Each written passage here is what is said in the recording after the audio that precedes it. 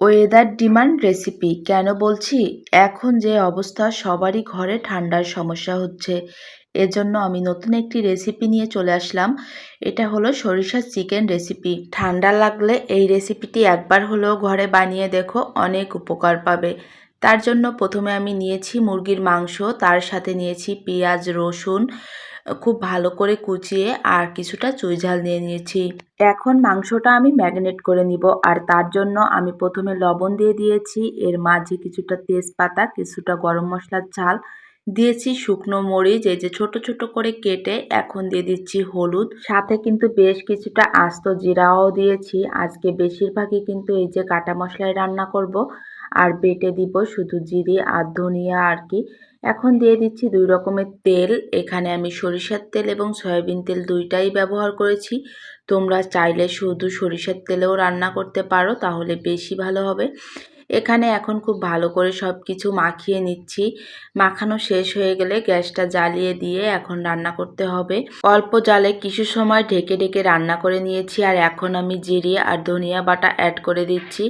এখন আবার এটা খুব ভালো করে মিশিয়ে তারপর আরও কিছু সময় রান্না করে তারপর কিন্তু জল দিয়ে দেব। আর এই পর্যায়ে গরম জলটা ব্যবহার করার চেষ্টা করবে, তাহলে কিন্তু বেশি ভালো হবে।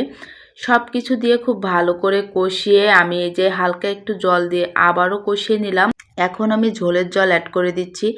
ঝোলের জলটা খুব বেশি দেওয়ার প্রয়োজন হবে না, কারণ এখানে জলটা একেবারে কমে আসবে, কারণ ঝোলটা একেবারেই রাখা যাবে না, মাখো মাখো করে নিতে হবে আর কি। আমি এই যে বেশ কিছুটাই ঝোলের জল দিয়ে দিয়েছি, আর এখন খুব ভালো করে নেড়ে চেড়ে ঢেকে ঢেকে আবারও জল শুকানো পর্যন্ত অপেক্ষা করব।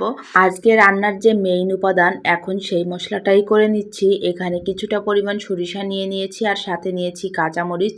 এখন দুটো একসাথে খুব ভালো করে আমি বেটে নিব, যাতে কোনো দানা না থাকে। মশলাটা বাটা হয়ে গেলে এখন একেবারে সরাসরি কড়াইতে চলে যাব। এই যে কড়াইতে এখন দিয়ে দিলেই কিন্তু আমার রান্নাটা পুরোপুরিভাবে রেডি হয়ে যাবে।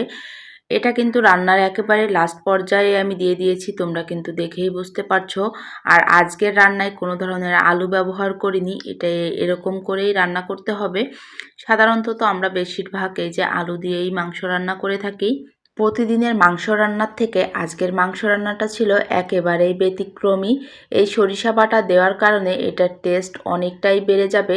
একবার হলেও এই রান্নাটা বাসায় অবশ্যই ট্রাই করো, আর যারা ঠান্ডার সমস্যায় ভুগতেছো তারা তো অবশ্যই একবার হলেও বাসায় বানিয়ে খেয়ে দেখো, একদম ওষুধের মতন কাজ করবে। আজকের এই রেসিপিটি কেমন লাগলো তোমাদের কাছে অবশ্যই কমেন্ট করে জানাতে ভুলবে না। রেসিপিটি ভালো লেগে থাকলে লাইক, কমেন্ট, শেয়ার করে আমার পেজের সাথে থেকো। ধন্যবাদ সবাইকে।